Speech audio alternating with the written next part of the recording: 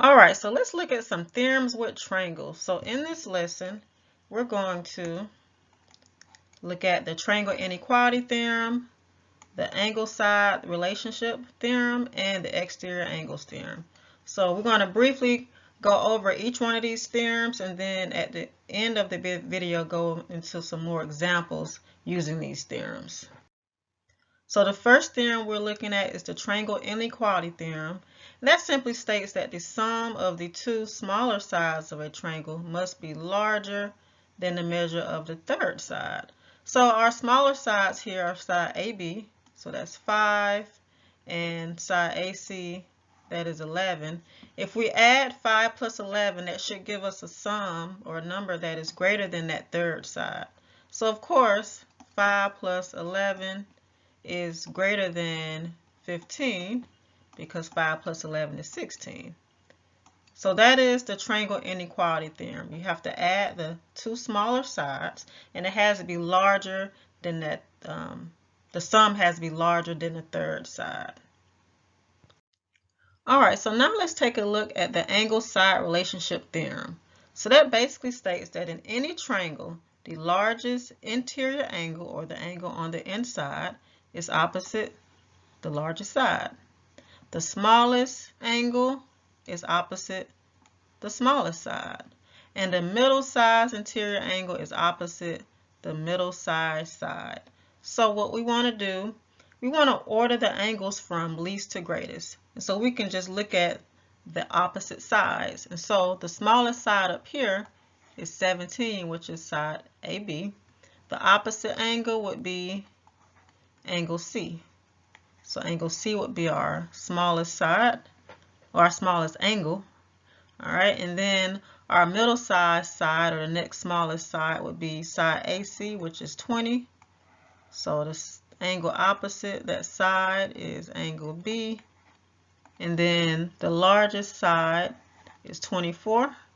So the side, or the angle opposite that side, would be angle A. All right, so in this example, we want to order the sides from smallest to largest. And so we could simply look at the measure of the angles and look at the side opposite the angles. So the smallest angle up here would be angle 31, or angle J. So the side that is the smallest would be opposite that 31-degree angle. That would be side KL. The next smallest angle is angle 57, or angle L. So the side opposite angle L is side JK. And our largest angle would be this 92-degree angle here, or angle K. And the side opposite that would be side JL. And so we've ordered our sides from smallest to largest looking at the angles.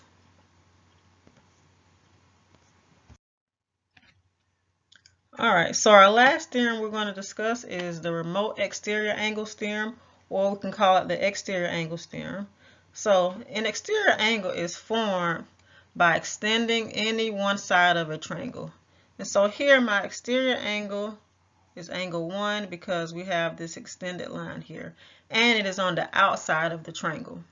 So the exterior angle theorem states that an exterior angle is equal to the sum of the two non-adjacent or remote interior angles. So adjacent means next to, right? So non-adjacent would be angles that are not next to this exterior angle right here.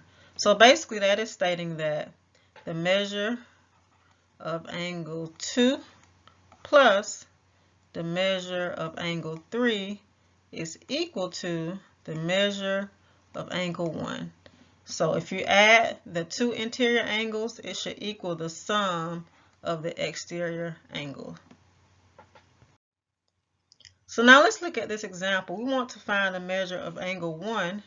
So angle 1 in this case is the exterior angle. So according to the remote exterior angle theorem, we could just add these two remote interior angles. So 76 plus 52 is equal to 128. So the measure of angle 1 is 128. Alright, so on this problem, we want to find the measure of angle 1. However, that angle is on the inside. It is not an exterior angle. Our exterior angle is angle 104 right here. But we can do the reverse to find the measure of this interior angle. If we know that 79 plus the measure of angle 1 should equal 104, we could simply subtract 104 minus 79. And that gives us 25. So the measure of angle 1 is 25. And of course, to check it,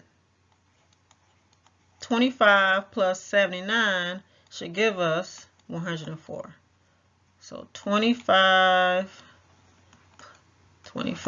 plus 79 definitely gives us 104. If I do it manually, I still get 104. Alright, so the measure of angle 1 is 25. So let's look at some more examples. Alright, so we want to use the triangle inequality theorem to show whether or not these are possible side lengths for a triangle. Alright, so now the first one here, we have 8, 17, and 24 inches. And so remember, the triangle inequality theorem states that the third side has to be greater than the sum of the two smaller sides. Alright, so our two smaller sides are 8 and 17. So if we add 8 plus 17, we get 25. Our third side is 24, and so yes, 25 is greater than 24, which is the third side. So we could say yes, this is these are possible lengths for a triangle. All right. So now let's try this one right here. We have 28, 50, and 22 centimeters. Our shorter sides are 28 and 22, so they don't necessarily have to be in order. Our longest side is 50. So if we add 28 plus 22, we get 50. So is 50 greater than 50? No, it is not. All right, 50 is equal to 50, but it is not greater than 50. And so with these lengths, this is not possible for it to be a triangle.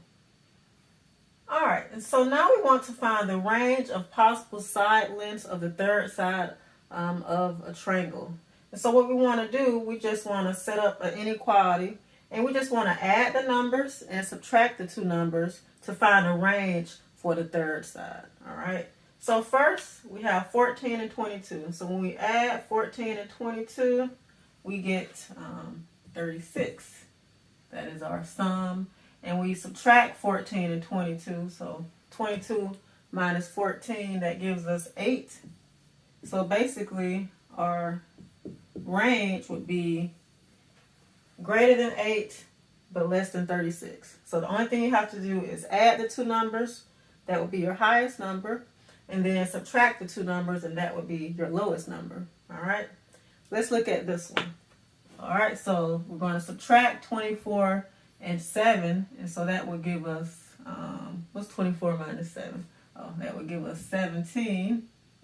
And then when we add 24 and 7, that gives us 31. So we subtract the two numbers, that's our first number. Add the two numbers, that is our last number. So our range is x is greater than 17, but less than 31. So that is how you find the range of a third side of a triangle. All right, so let's take a look at this problem. We want to find x and then find the measure of each one of these angles. So now we can see here that we have an extended angle. That is our exterior angle. So according to the exterior angle theorem, it tells us that the measure of this exterior angle is equal to the sum of the two non-adjacent angles right here. So we can set up an equation to find x. We could add these two and set it equal to the exterior angle. So let's set up the equation.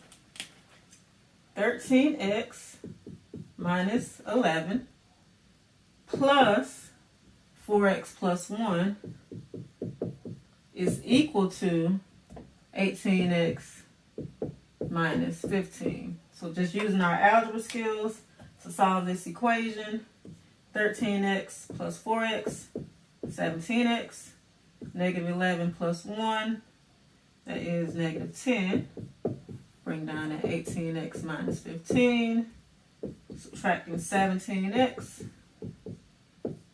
Left with negative 10 equals 18 minus 17 is just x minus 15.